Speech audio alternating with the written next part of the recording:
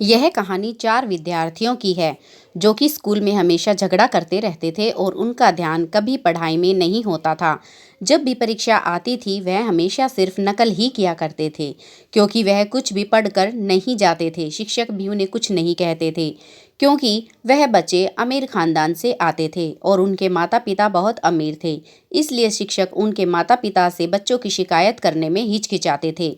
परंतु एक समय ऐसा आया जब उस विद्यालय में एक नए शिक्षक आए जो कि अपने काम के प्रति बहुत ही ज़्यादा सक्रिय थे और वह किसी भी बच्चे को नकल नहीं करने देते थे। जब शिक्षक को उन 4 बच्चों के बारे में पता चला जो कि बिल्कुल भी पढ़ाई नहीं करते हैं और सिर्फ नकल के भरोसे ही रहते हैं तो वह हैरान हुए। शिक्षक अच्छी तरह से जानते थे कि बच्चे नासमझ हैं, परंतु यदि वह इसी प्रकार जीवन भर नकल के सहारे बने रहे तो वह कभी भी कामयाब नहीं हो पाएंगे और उनका जीवन बर्बाद हो जाएगा।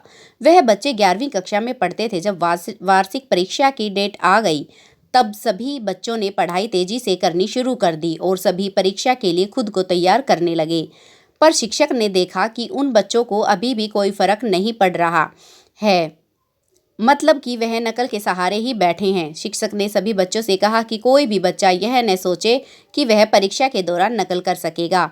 मैंने आज तक किसी को नकल नहीं करने दी है। यदि कोई नकल के सहारे बैठा है तो पढ़ ले, वरना फेल हो जाएगा। इसलिए कृपया पढ़ाई करनी शुरू कर दे। वह चारों बच्चे जानते थे कि यह शिक्षक ने कभी भी किसी को नकल करने नहीं दी है क्योंकि उस शिक्षक के पुराने रिकॉर्ड सभी बच्चों को पता चल चुके थे जो कि उनके पुराने स्कूलों में रह रहे हैं। शिक्षक के बारे में इतना सब जानने के बाद सभी बच्चे पढ़ाई करने में जुट गए, पर उन 4 बच्चों को फिर भी कोई फर्क नहीं पड़ा। वह परीक्षा को लेकर सीरियस नहीं थे और परीक्षा की तिथि आ गई। वह चारों इतने ज़्यादा लापरवाह थे कि एग्ज़ाम हॉल में पहुंचने के लिए भी 1 घंटा लेट हो गई। वह चारों जानते थे कि हमने कुछ भी नहीं पढ़ा है और 1 घंटा पहले ही लेट हो चुके हैं। यदि हमने पेपर दिया तो हम चारों फेल हो जाएंगे क्योंकि नकल करने के लिए भी ज़्यादा समय चाहिए होता है। इसलिए चारों ने विचार बनाया और अपनी हालत कुछ इस प्रकार कर ली मानो कि कार का टायर पंचर हो गया और कार का एक्सीडेंट हो गया हो। वह चारों एग्ज़ाम हॉल में पहुंचे और उस शिक्षक ने कहा, सर हमारी गाड़ी का एक्सीडेंट हो गया था क्योंकि टायर फट गया था, इसलिए हम लेट हो गए और हमारी यह हालत हो गई। कृपया हम आपसे आग्रह करते हैं कि यह एग्ज़ाम आप हमसे कुछ समय बाद ले लें ताकि हम ठीक भी हो जाएं और एग्ज़ाम भी अच्छी तरीके से दे सके। शिक्षक को साफ नज़र आ रहा था कि बच्चों का एक्सीडेंट नहीं हुआ है, उन्होंने खुद की हालत इस प्रकार बनाई है। शिक्षक उनके मन में चल रहे विचारों को समझ रहा था, इसलिए उसने कहा, कोई बात नहीं, तुम अगले हफ्ते यह एग्ज़ाम दे देना। अगला हफ्ता आया तब वह चारों बच्चे नकल करने के लिए कई प्रकार की सामग्री छुपाकर ले आए। शिक्षक ने बच्चों का एग्ज़ाम हॉल में स्वागत किया और चारों को कमरों के अलग अलग कोनों में बैठाया। शिक्षक बीच कमरे में आकर खड़ा हो गया ताकि कोई भी बच्चा एक दूसरे को संकेत भी न कर सके। जब बच्चों ने प्रश्न पत्र देखा तो वह हैरान थे क्योंकि उस प्रश्न पत्र में सिर्फ 2 प्रश्न ही थे और पूरा पेपर ही 100 अंक का था। पहला प्रश्न सिर्फ 1 नंबर का था जिसमें लिखा था तुम्हारा नाम क्या है और दूसरे प्रश्न में लिखा था तुम्हारी जो कार का एक्सीडेंट हुआ था उसका कौन सा टायर पंचर हुआ था। यह देखने के बाद चारों बच्चे हैरान थे क्योंकि यदि उन्होंने अलग अलग टायर के बारे में लिखा तो वह फंस जाएंगे और टीचर उन्हें फेल कर देंगे। सभी विद्यार्थी टीचर की रणनीति समझ चुके थे। अब उन्हें अपनी सारी गलतियां याद आने लगी और वह सोचने लगे, काश हमने यह ड्रामा न किया होता और अच्छे से पढ़ाई करी होती।